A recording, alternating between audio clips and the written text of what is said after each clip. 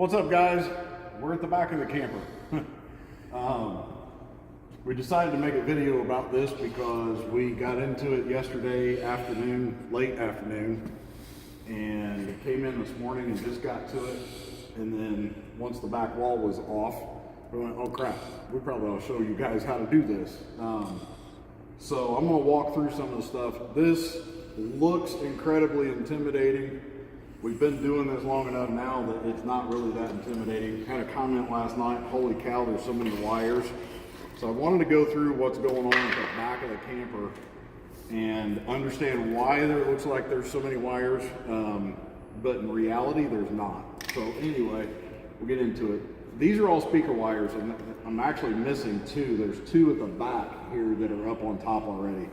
So nothing but speaker wires. And if you guys are doing this, I highly recommend to go through these things and find them. There's two places up on top where they stapled through the same wire, but they hit both sides, the positive and the negative. I've had a couple of speakers that I couldn't figure out why they just sounded like crap. And we're running the factory radio. When I get done with this thing, we're gonna put an actual stereo system in here so that if we're not next to somebody and me and Stacy wanna listen to some tunes, we can make it thump a little bit. But anyway, speaker wires. There was all kinds of stuff. There was a receptacle right here going in, outlets coming in. When we first got back here, there's a 120 volt wire coming down.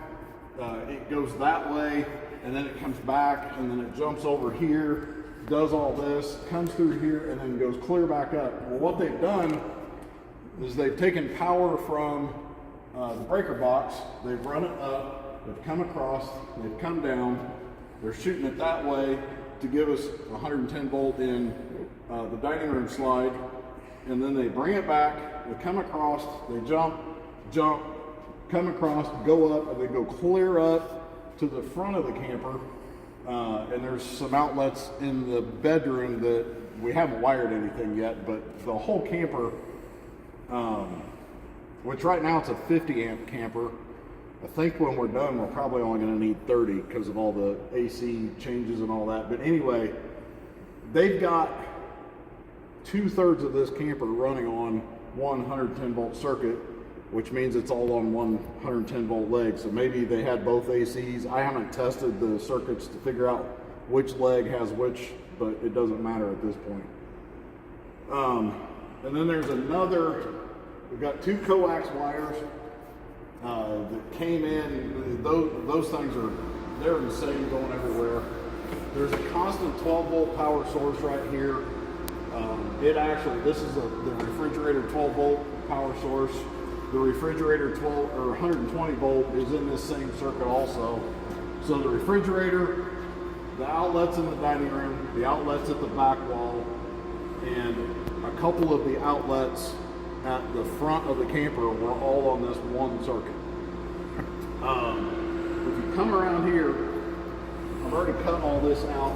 This is all 12 volt clearance light, parking light. The only time this is powered is when your clearance lights are on, coming from the 7-way. This is your stop turn signal that goes up to the 7-way.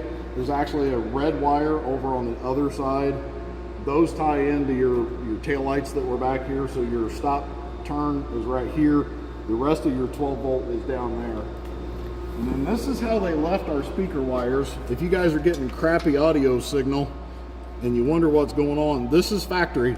This was stuffed up underneath here, hanging out like this. There's a panel right here that we had everything hidden behind. Got a couple of, I love these connections, that's sarcasm. A couple of these, but this is how they shipped it from the factory back in 2013. So that's your wiring.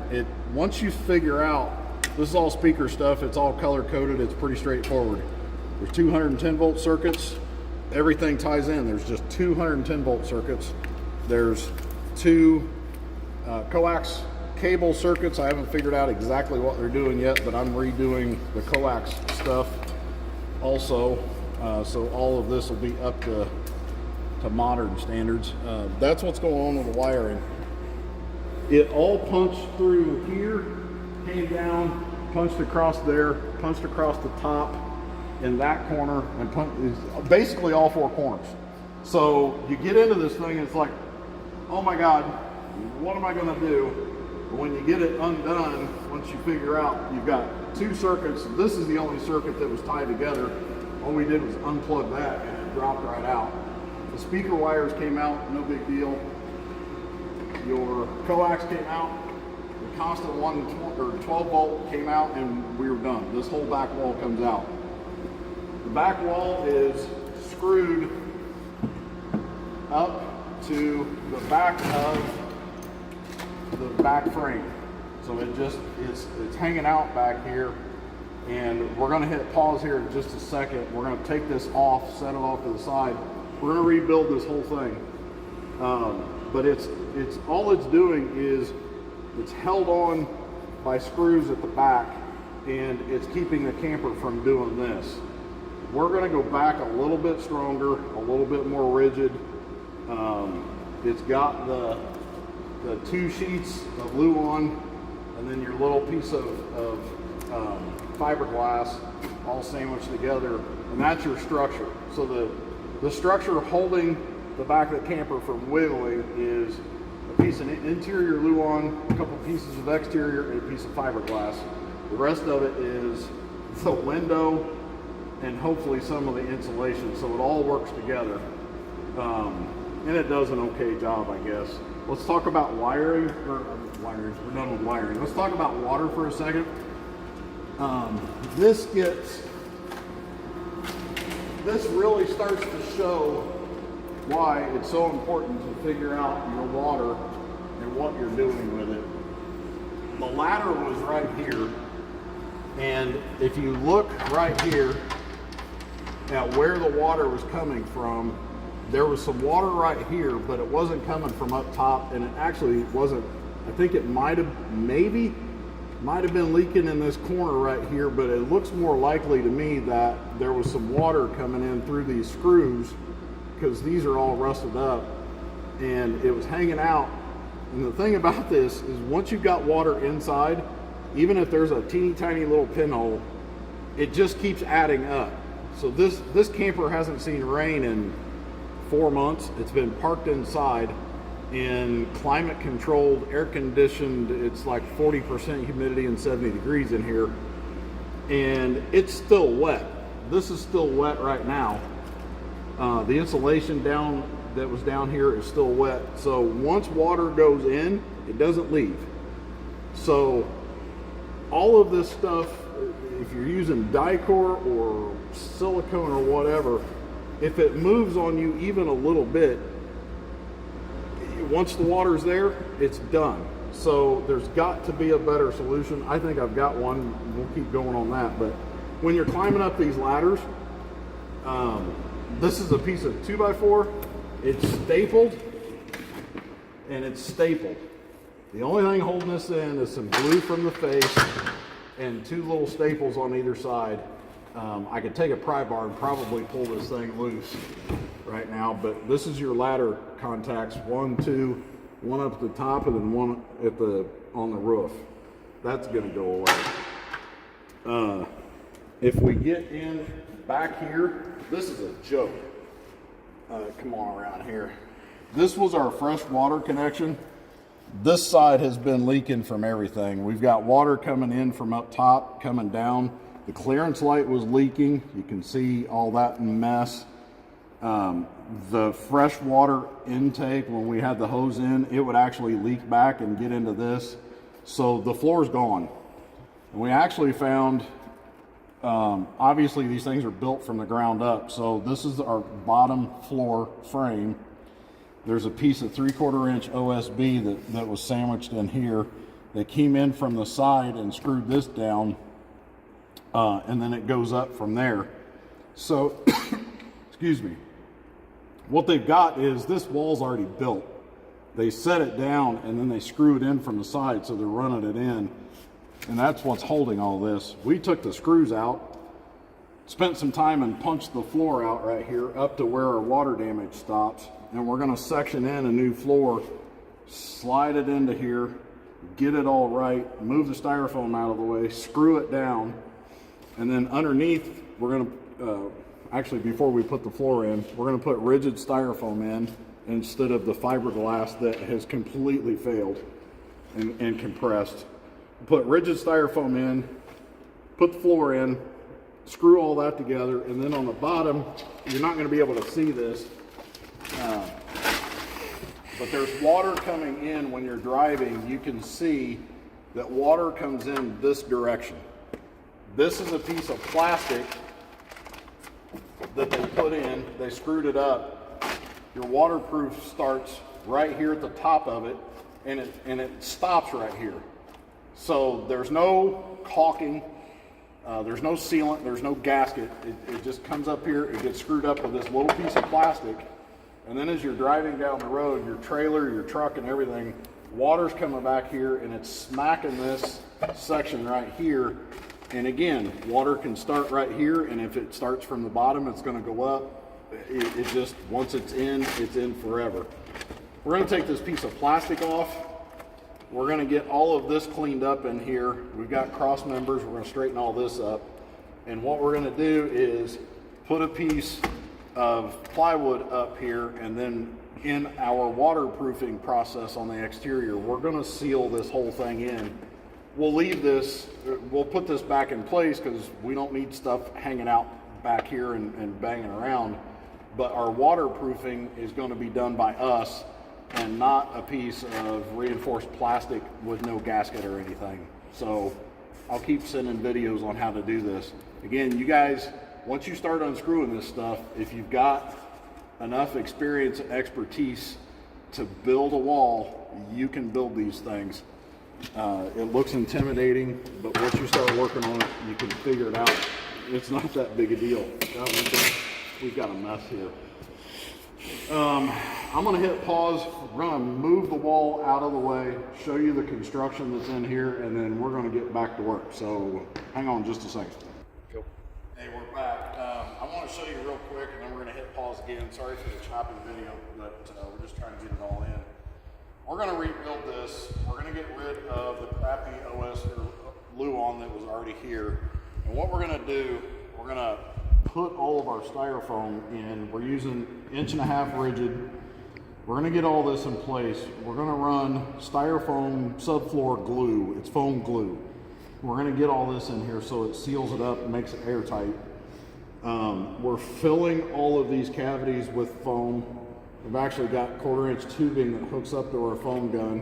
We just run it in, pull it out, and it fills up nice, and it does a good job. Again, if there's a screw hole, there's a little bit of condensation that happens because it's cold outside, warm inside.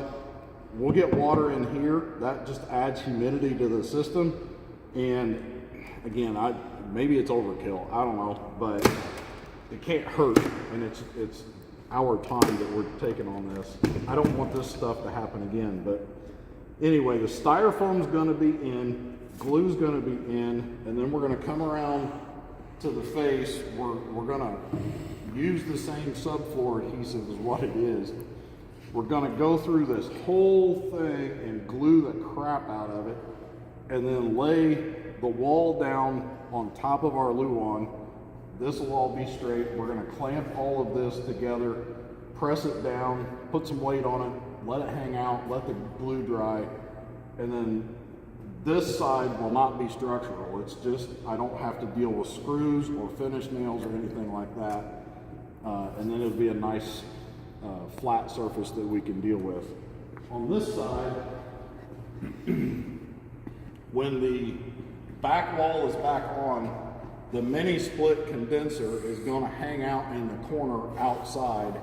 So we're going to add some strength to this structurally, get some plywood in to this, make sure that the screws are screwed in nice to get some pass-throughs, and I haven't figured all that out yet, but the mini split condenser is basically going to sit right here just outside. The line set's going to go up and go in, and the inside unit for our mini split will be just inside there. I haven't decided if we're going to use a rear wall mounted or if we're going to do a ceiling cassette. We're still kind of going back and forth with that, but that's where AC is going to be. This is not crazy construction. It's some glue, styrofoam, and a little bit of time. So you guys can do that as well. I'm gonna hit pause.